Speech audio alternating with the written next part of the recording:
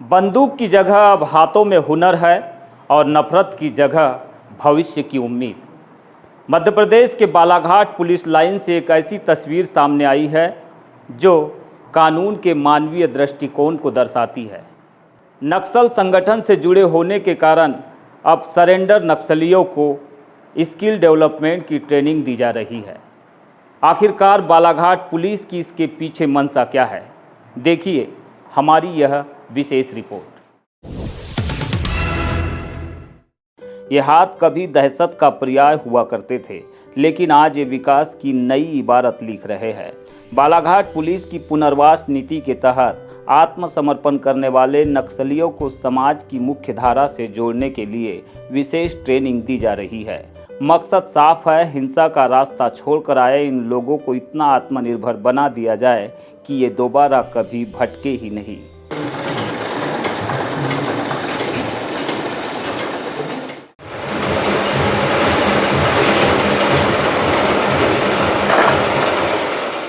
Police line Balaghat में चल रहे इस ट्रेनिंग सेंटर में इन पूर्व नक्सलियों को उनकी रुचि के अनुसार सिलाई कढ़ाई जैसे कार्यों का प्रशिक्षण दिया जा रहा है। यहाँ पर शिक्षक की भूमिका में खुद पुलिस के अधिकारी और टेलरिंग मास्टर मौजूद है। जब लंबाई अपन नापते हैं तो 1 इंच लंबा अपन शर्ट को ज़्यादा रखते हैं ताकि सिलाई में दब जाए। टेलरिंग मास्टर सब इंस्पेक्टर ने बताया कि शुरुआत में इनके मन में भाषा को लेकर संकोच और डर था, जो स्वाभाविक है, लेकिन जैसे जैसे इन्होंने काम सीखना शुरू किया, इनका आत्मविश्वास बढ़ा है। हम इन्हें केवल काम नहीं सिखा रहे हैं, बल्कि एक नागरिक के तौर पर इनका सम्मान वापस दिला रहे हैं। हमारा लक्ष्य है कि ट्रेनिंग पूरी होने के बाद ये अपना खुद का स्वरोजगार शुरू कर सके, ताकि ये अपने परिवार का पालन पोषण सम्मान के साथ कर सके। क्या क्या स्किल डेवलपमेंट के तौर पर आप इन्हें सिखा रहे हैं?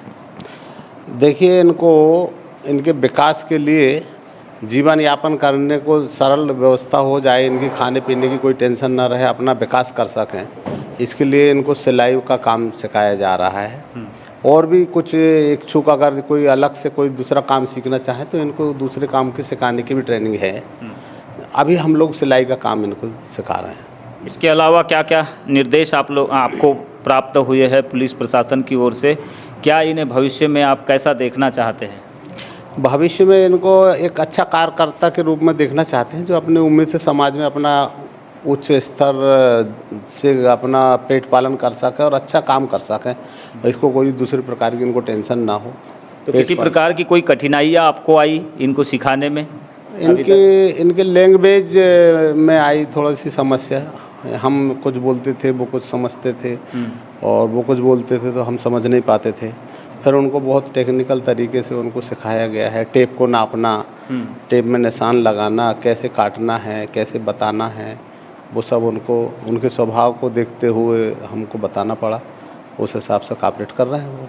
चूँकि ये सरेंडर नक्सली अलग अलग राज्यों के हैं, तो लैंग्वेज का बैरियर ज़रूर यहाँ पर मास्टर के लिए इन्हें ट्रेनिंग देने में चुनौती भरा रहा है। बावजूद इसके पुलिस के द्वारा जिस तरह से इन्हें ट्रेनिंग दी जा रही है, इन्हें कौशल विकास की ओर मोड़ा जा रहा है। इससे प्रतीत होता है कि पुलिस का काम केवल दंड देना नहीं, बल्कि सुधारना भी है। कैमरा पर्सन कमल कोडले के साथ बीजीटी मीडिया के लिए मैं यमलेश वंजारी। परसवाड़ा की वादियाँ जहां प्रकृति मुस्कुराती है और वन्य जीवों की दहाड़ आज भी सुनाई देती है, लेकिन क्या विकास की अंधी दौड़ में हम इस विरासत को खोने की कगार पर है?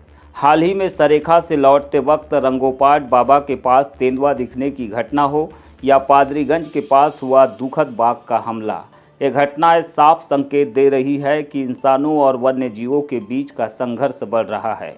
विधायक मधु भगत ने इस मुद्दे पर गंभीर चिंता व्यक्त की है। और चूँकि रात को मुझे 1 बज गया था, परसवाड़ा से लौटते समय रंगोपाट बाबा से जब मैं नीचे उतरा तो मुझे एक तेंदुआ, जो हष्ट पुष्ट तेंदुआ रोड क्रॉस कर रहा था और कुछ देर रुका भी, तो हमने छोटी सी एक क्लिप भी बनाई, विजुअल भी बनाया। तो हमने महसूस किया कि हमारा जो ये वन्य प्राणी जो हमारा जंगल है, निश्चित तौर पे इसके पूर्व में भी जब हम यहाँ से गुजरे थे तो एक सांबर का बच्चा जो जख्मी हालत में था, जिसका हमने पूरा उपचार करने के बाद फिर से उसको जंगल में छोड़ा। तो हमारा जो जंगलों से हरा भरा वन जो परसवाड़ा है, यहाँ हमारे यहाँ शेर भी है, तेंदुआ है, जंगली भैंसा है, हिरन वगैरह सब है। हमारा जो परसवाड़ा विधानसभा है बैयर है, लेकिन चूँकि परसवाड़ा हमारा कान्हा नेशनल पार्क से कोर इलाके से लगता है, और कोर इलाके में निश्चित तौर पे अगर हमारा ग्रामीण जाएगा तो कहीं ना कहीं ये दुर्घटनाएं होंगी। जैसे महुआ चूनने जाते हैं, कभी पेहरी चूनने जाते हैं हमारे ग्रामीण जो हमला हो जाता है। तो मैं तो यही कहूँगा कि सावधानी को बरतें और सावधानी के साथ साथ अपनी जान की सुरक्षा को भी महसूस करें और सुरक्षित रहें। उनका कहना है कि जहां एक ओर हमारे ग्रामीण कोर एरिया में महुआ चुनने या फिर दैनिक कार्यों के लिए जाते समय अपनी जान जोखिम में डालते हैं, वहीं दूसरी ओर सरकार की नीतियां इस संकट को और गहरा कर रही है। मधु भगत का सीधा सवाल है, एक तरफ हम वन्य जीवों के संरक्षण की बात करते हैं, चीतों और बाघों को जंगलों में बसाते हैं, वहीं दूसरी तरफ बड़े उद्योगपतियों को माइनिंग के पट्टे देकर इन मासूम बेजुबानों के घर उजाड़ने की तैयारी कर रहे हैं। अगर जंगल ही नहीं रहेंगे तो ये वन्य जीव कहाँ जाएंगे? क्या माइनिंग से होने वाला मुनाफा हमारी प्रकृति और स्थानीय लोगों की जान से बढ़कर है? माइनिंग करने के लिए जिस प्रकार से सरकार दबाव बना रही है और बड़े उद्योगपति को देने की बात कर रही है, एक तरफ जब हम चीतों को आयात करते हैं बाहर से, हम जंगली जानवरों को छोड़ते हैं, तो अगर हम इस प्रकार की माइनिंग भी करेंगे तो उससे इन जानवरों का कितना नुकसान होना है और प्रकृति के ऊपर कितना नुकसान होना है, इसको भी ध्यान में रखना चाहिए सरकार को। लेकिन मैं तो इतना ही कहना चाहूँगा, सावधानी ही सुरक्षा है। वन्य जीवों का संरक्षण सिर्फ सरकार की नहीं, हम सब की जिम्मेदारी है। लेकिन नीति निर्माताओं को भी समझना होगा कि प्रकृति से छेड़छाड़ का खामियाजा अंततः इंसान को ही भुगतना पड़ेगा।